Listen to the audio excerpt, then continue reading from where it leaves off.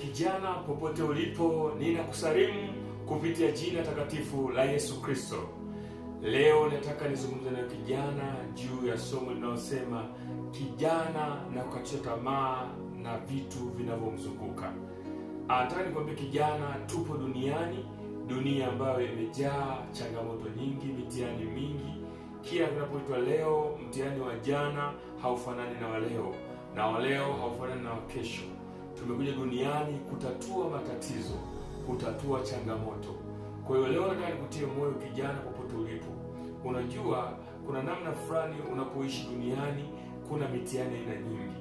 Mwingine amekata tamaa kwa sababu ya mahusiano ambayo yameanza kumsumbua.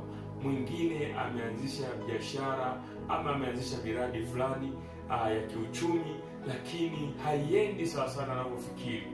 Mwingine inawezekana ni magonjwa yanamsumbua, magonjwa mazito yanamfanya anakuwa na hofu hata ya kufa. Mwingine inawezekana ni maneno ya wanadamu wanaomzunguka wamemkatia tamaa na wanamkatisha tamaa, na yeye ameona kabisa hakuna tumaini. Leo hii nataka nikwambie kijana, unapendwa na Mungu. Wamtumainie Bwana ni kama mlima Sayuni, hawatatikisika kamwe. Leo nataka nikutie nguvu ya kwamba kijana, anza upya. Usiangalie umekosea mara ngapi, umefeli mara ngapi, lakini yupo Mungu ambaye anaweza kuinua mara moja. Biblia inasema wamngojao Bwana watapata nguvu mpya. Leo hii Mungu akupe nguvu mpya ya kusonga mbele kijana. Biblia inasema katika Methali 24 mlango wa 10 inasema ya kwamba ukizimia wakati wa taabu, nguvu zako ni chache.